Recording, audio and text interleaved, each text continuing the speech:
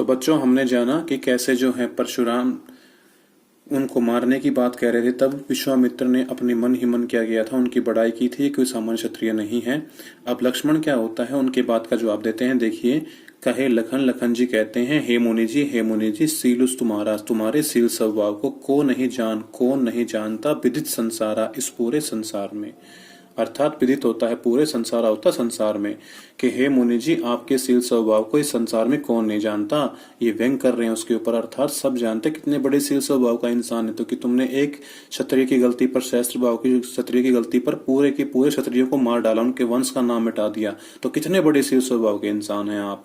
मतलब कुल मिला के उनके ऊपर व्यंग किया कि आपके अंदर शील तो है ही नहीं, और आपको सब जानते संसार में, क्योंकि आप किसके नाम से विख्यात हैं? विख्यात नहीं है आप शील के नाम से, आप कुख्यात हैं कि आपने क्या किया था, सभी क्षत्रियों को मार दिया था। तो आपके इस तरह से लक्ष्मण ने क्या किया, उनके ऊपर व्यंग किया कि आपके शील स्वभाव को कौन नहीं जानता इस पूरे संसार के अंदर। तो माता पिता ही माता पिता के ऋण को भय उतार दिया नीके बड़ी अच्छी तरह से, कि तुमने अपने माता पिता का ऋण तो उतार दिया अच्छी तरह से। पिता का कैसे? उन्होंने सहस्त्र बाहु को मारा था, मैंने पहले बताया। तो पिता को तंग करते हैं तो पितृ के यह कर्तव्य बनता है कि उस दिक्कत को दूर किया जाए। तो उन्होंने सहस्त्र बाहु को मार करके क्या किया, पितृ ऋण तो उतार दिया और मातृ ऋण भी उतार दिया। तो भय भय होता है उतारना नीके अच्छी तरह से, कि तुमने वो ऋण तो उतार दिया, गुरु ऋण रहा, अब क्या बच गया, गुरु ऋण। इसकी बात ऊपर भी की थी, किसने? परशुराम ने कहा था कि अगर तुमने उत्तर नहीं दिया तो मैं इसको थोड़ी ही मेहनत में मार दूंगा और अपने गुरु ऋण से मुक्ति पालूंगा। तो कह रहा है कि माता पिता का ऋण उतार दिया, अब किसका बच रहा है? बस केवल गुरु का ऋण बच गया। और सोचू बड़ जी के, और सोच रहे हो बड़ा जी के, जी में, अपने मन में, जी होता है मन, कि हमको देख देख के बड़ा मन में आ रहा तुम्हारे कि मैं किस तरह से गुरु ऋण उतार दूं।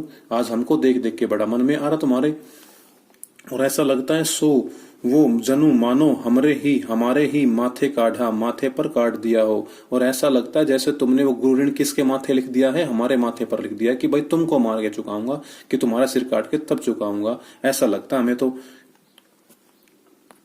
कई बार हम कहते नहीं कि भाई मैंने तेरा ऋण ले रखा है, मैंने तेरा लोन ले रखा है, तो इस तरह से कह रहे हैं कि हमने तुम्हारा लोन ले रखा है और तुम हमको मार के क्या करेगा, इस ऋण को चुकाएगा, इस ब्याज को चुकाएगा। और ऐसा लगता हमें तो जैसे हमारे ही माथे पर तूने ब्याज लिख दिया है। कुल मिला के बच्चे, ये व्यंग हो रहा है पूरी तरह से। और दिन चली गए कि अब तो दिन भी बहुत बीत गए, ब्याज बढ़ बढ़ा, अब तो ब्याज बड़ा बढ़ गया होगा, अब तो उस चीज के ऊपर ब्याज भी लग गया होगा, मतलब और भी बड़ी बात बढ़ गई होगी। अब आनी है, अब जाकर के व्यवहारिया बोली, किसी हिसाब किताब लगाने वाले को बुला लाओ, किसी मुंशी को, किसी मुनीम को बुला लाओ, क्योंकि इतना ब्याज बढ़ गया कि तुम्हारे तो इस अब गिनने में भी नहीं आएगा। तो किसी अच्छे हिसाब किताब करने वाले को जाकर के बुला लाओ। क्या करेगा वो? पूरा हिसाब किताब लगा देगा, और लगाने के बाद तुरंत तुरंत दे दूंगा। मैं थैली खोलकर, कि मैं अपनी थैली खोल करके तुरंत तुम्हारे ब्याज में की जो भी चीज बनती है उसको निकाल के अपनी थैली में से दे दूंगा। अर्थात मेरी जान कोई ऐसी नहीं है जो किसी की थैली में रखी हुई हो और लेके चुपचाप निकाल के तेरे सामने रख दूंगा कि ले मेरे को मार दे। अर्थात मैं आसानी से मरने वाला नहीं हूं। ये तो इसका भाव है। लेकिन व्यंग क्या किया उसने? फिर देख लो एक बार, कि माता पिता का ऋण तो तुमने बहुत अच्छी तरह से उतार दिया, और गुरु ऋण रहा जिसका तुम्हारे आज बड़े मन में आ रही है। और ऐसा लगता है मानो वो तो हमारे ही माथे लिख दे कि हमको ही मार के चुकाएगा। और अब तो दिन भी बहुत बीत गए, उस ऋण के ब्याज भी बहुत ज्यादा लग गया हुआ उसके ऊपर। तो अब जाकर किसी हिसाब किताब करने वाले को बुला लो, क्योंकि तुम्हारे बस का नहीं है हिसाब किताब करना। और मैं क्या करूंगा, तुरंत एक थैली रखी है मेरे पास, उसमें से निकाल करके तुम्हारा ब्याज चुका दूंगा। अर्थात मैं ऐसा कुछ भी करने वाला नहीं हूं। मेरी जान कोई ऐसी चीज नहीं है कि लेके मैं तुमको दूंगा तुम मुझे चुपचाप मार दोगे। सुन करके कटु वचन, कड़वे वचन, कुठार सुधारा, उसने अपना कुलाड़ा सुधार लिया। किसने? परशुराम ने। कि उसने कड़वे वचन सुन करके परशुराम ने अपना कुलाड़ा सुधार लिया। और कुलाड़ा सुधारते ही हाय हाय सब सभा पुकारा। पूरी की पूरी सभा जो थी, वहां पे जो लोग थे सारे हाय हाय करने लग गए, पुकारने लग गए। अब बच्चों सभी हाय हाय क्यों करने लग गए? क्योंकि उन्होंने बताया था कि मैं एक को तो मारूंगा नहीं, सबको ही मारूंगा। अब राम लक्ष्मण तो डर नहीं रहे हैं, लेकिन और बाकी लोग तो डर रहे हैं। तो उन्होंने सोचा ये इसको मारेगा तो हमें भी मार देगा। इस कारण सारी सभा क्या करने लग गई? हाय हाय करने लग गई, मतलब बचाव बचाव करने लग गई। लेकिन तब पर लक्ष्मण को भी गुस्सा आ गया। अब तक तो लक्ष्मण क्या कर रहा था? व्यंग कर रहा था, लेकिन अब गुस्से में आकर क्या कहता है? भृगुवर, भृगु के बेटे। कौन? परशुराम। मैंने पहले बताया था इनके जो पुरोहित थे उनका नाम नहीं, इनके जो वंशज थे उनका नाम था भृगु। कि भृगु के बेटे परशु, फरसा दिखा बहु, दिखाया बहुत मोही मुझे। कि ठीक है, तूने मुझे बहुत बार फरसा दिखा लिया परशुराम, भृगु के बेटे। विप्र ब्राह्मण, ध्यान से देखें, विप्र होता है ब्राह्मण, विचारी सोच करके बचा रहा था। नृपद्रोही, राजाओं के द्रोही, शत्रु, कि हे राजाओं के शत्रु, मैं तो तुझे ब्राह्मण सोच करके छोड़ रहा था। कि तूने बहुत बार फरसा दिखा लिया मेरे को परशुराम, भृगु के बेटे, मैं तो तुझे केवल ब्राह्मण समझ करके छोड़ रहा था। मिले नहीं कबू कभी भी, सुभट महान योद्धा, सुभट महान, सु मतलब अच्छे, भट योद्धा, रण गाढ़े बीच में, रण के बीच में। कि तुम्हें कभी भी नहीं मिले हैं महान योद्धा रण के बीच में। कि आज तक तुमने कोई मारे होंगे ऐसे वैसे ही छोटे मोटे योद्धा, क्षत्रिय मार दिए होंगे, लेकिन आज तक तुझे महान योद्धा नहीं मिले, आज मिले हैं तुझे। तो मिले नहीं कबू कभी भी, सुबट महान योद्धा, रण गाढ़े रण के बीच में। द्विज देवता, ब्राह्मण देवता, द्विज भी ब्राह्मण होता है, विप्र भी ब्राह्मण होता है। तो द्विज देवता है ब्राह्मण देवता, घर ही के बाढ़े, तुम तो कहाँ के बड़े हो, घर के ही अपने बड़े हो। कि तुम्हारे घर के आसपास कोई छोटे मोटे क्षत्रिय रहते होंगे, उनको मार दिया हुआ और तुम बन गए अपने आप में शेर। तो घर में तो कुत्ता भी शेर होता है। तो कुल मिला के तुम तो केवल अपने घर के ही बड़े हो, हे द्विज देवता मतलब ब्राह्मण देवता। तो ये बातें किसने कही, ये बातें लक्ष्मण ने कही, और वो भी गुस्से के अंदर आकर के कि हे भृगु के बेटे, तुमने बहुत फरसा दिखा लिया मुझे, मैं तुमको ब्राह्मण समझ के छोड़ रहा था, आपको कभी भी युद्ध भूमि में महान योद्धा नहीं मिले, हे द्विज देवता, हे ब्राह्मण देवता, आप तो घर के ही बस केवल बड़े हो। तो ये बात जो थी बच्चे गलत थे, क्योंकि परशुराम इतने भी अपने आप में मतलब छोटे इंसान नहीं थे, बड़े सम्माननीय पुरुष थे, बड़े लोग उनको सम्मान दिया करते थे। उन्होंने पहले जो भी किया था वो सही किया था, एक अगर नजरिए से देखा जाए तो कुल मिला के उनकी ये बात तो बिल्कुल सरासर गलत थी। इस कारण ये गलत अब तक क्या था, अब तक तो वाद विवाद चल रहा था, लेकिन अब जो है वो बिल्कुल अनुचित बात पर आ गया था लक्ष्मण। तो अब क्या हुआ, अनुचित कह करके सब लोग पुकारे कि सब लोगों ने क्या कहा कि ये चीज अनुचित है। अब आप गलत कह रहे हैं कि उन्होंने कहा ना कि आप तो केवल घर के ही बड़े, घर के ही शेर हो, तुम्हें कभी महान योद्धा नहीं मिले। तो आपको बता दूं, परशुराम अपने आप में बहुत बड़े महान योद्धा थे, और उनको क्या था, अपने आप में अमर होने का वरदान भी मिला हुआ था। तो उनकी ये बात बिल्कुल गलत थी। इसी कारण क्या कहा, सब लोगों ने क्या कहा, अनुचित कह करके सब लोग पुकारे, सब लोग बोल पड़े कि नहीं, लक्ष्मण की ये बातें जो थी क्या थी, अनुचित थी।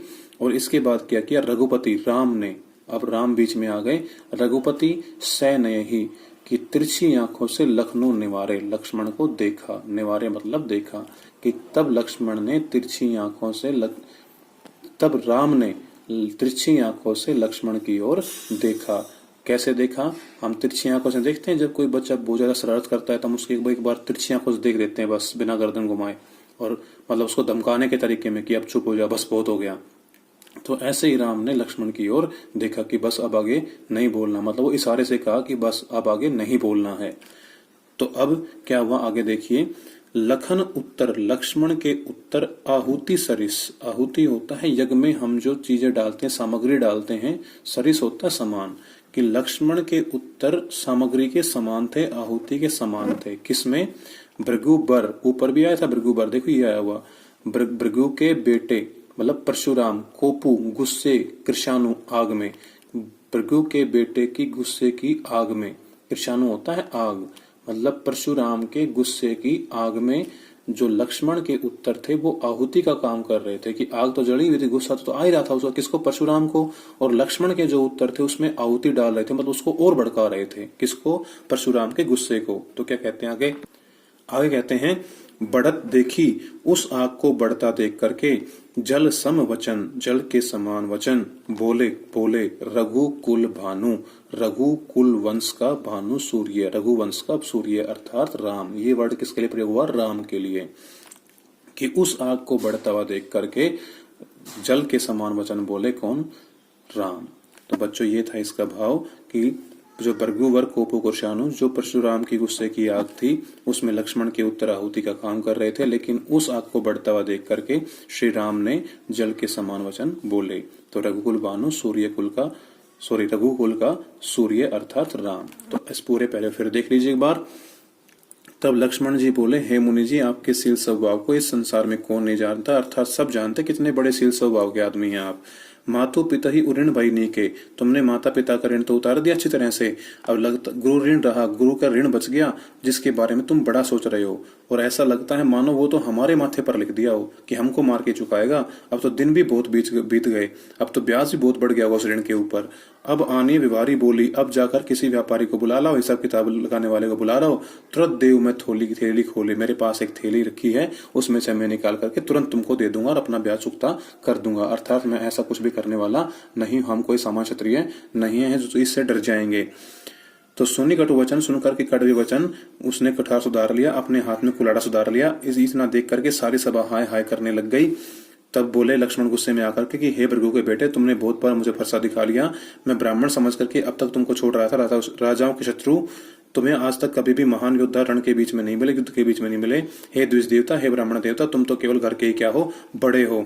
यह सब सुन करके सब लोग बोले कि ये बात अनुचित है, ये सब लोग बोले। और इतनी बात सुन करके राम ने क्या किया, तिरछी आंखों से लक्ष्मण को देख करके बोलने से रोक दिया। लक्ष्मण के जो उत्तर थे वो परशुराम के गुस्से की आग में आहुति का काम कर रहे थे, आहुति के समान थे।